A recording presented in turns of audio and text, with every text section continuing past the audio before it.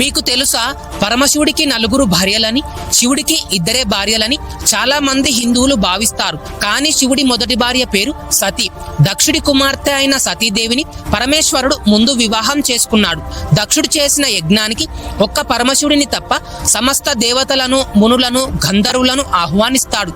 కానీ అల్లుడైన పరమేశ్వరుణ్ణి ఆహ్వానించకుండా అవమానించడంతో సతీదేవి తన తండ్రి దక్షుడిపై ఆగ్రహం వ్యక్తం చేసి శివుడి గొప్పతనాన్ని తెలియజేయడానికి అదే యజ్ఞగుండంలో దూకి మరణిస్తుంది. అది తెలుసుకున్న శివుడు ఆగ్రహంతో దక్షుడి శిరస్సు ఖండిస్తాడు. సతి వినియోగం నుంచి తేరుకోవడానికి మహాదేవుడికి చాలా ఏళ్లు పట్టింది. సతీదేవిని తలుచుకుంటూ ధ్యానంలో మునిగిపోయాడు. శివుడి తపస్సు ఇలానే కొనసాగితే ఈ సృష్టి అంతా నాశనం అవుతుంది అని దేవతలు ఆందోళన చెంది ఎలాగైనా శివుడిని తపస్సు నుంచి బయటకు రప్పించడానికి ప్రయత్నించారు. అలా అగ్నికి ఆహుతైన సతీదేవి హిమవంతునికి పుత్రికగా పార్వతీదేవి జన్మిస్తుంది.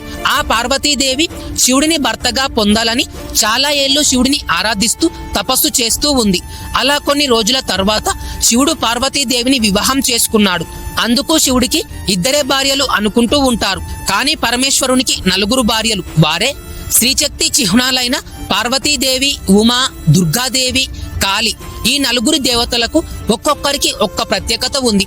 శివుడి మొదటి భార్య అయిన పార్వతీదేవి అందం మరియు యవ్వనం, ప్రేమకు ప్రతీక. శివుడి 2వ భార్య పేరు దుర్గాదేవి.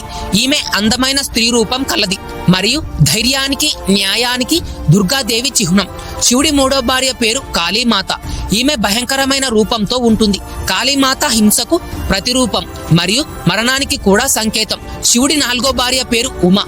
ఈమె మాతృత్వానికి ప్రతీక మరియు దయ, కరుణ, జాలి, శ్రద్ధ, ఓర్పు, సున్నితమైన స్వభావం గల మహిళగా పురాణాల్లో చెప్పబడింది. Download ShareChat.